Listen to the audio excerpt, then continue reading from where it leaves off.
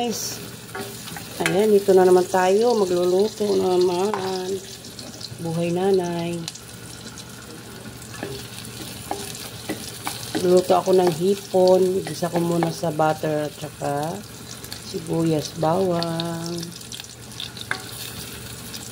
Medyo brown na siya. Oh. Lalagay na natin yung hipon. Oh.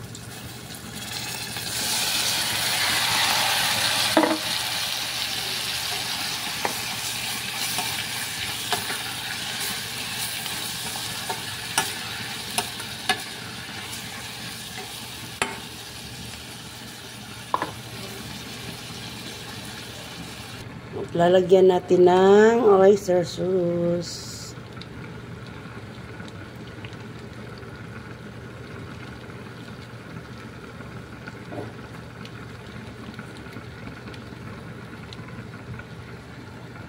Medyo maliliit lang yung hipon kong binili kasi mahal pag malalaki. Nasa 130 ang 1/4. Ay ito, 100 lang. Oh. Ayan, 100 na to. Pero marami-rami na rin.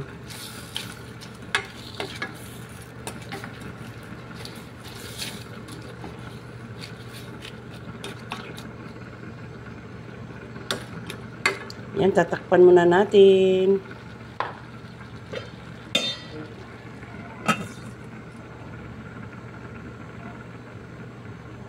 Ayan, luto na ang ating hipon, ginisa sa butter.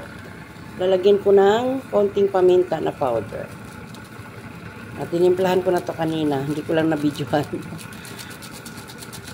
Lagyan ko na siya ng konting asin at saka bitsin konti.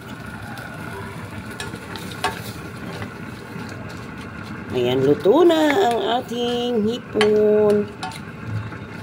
Maliliit lang binili ko guys kasi pag malalaki, mahal eh. Ako lang naman kasi kakain yan. Ayaw nilang kumain kasi allergy sila sa hipon. Ayan, luto na. Hindi ko yan nilagyan ng sabaw. Mapaw na yung pinakuluan kong ano. Ayan guys, luto na ang aking ginisang hipon sa butter. Thank you for watching guys. Bye-bye.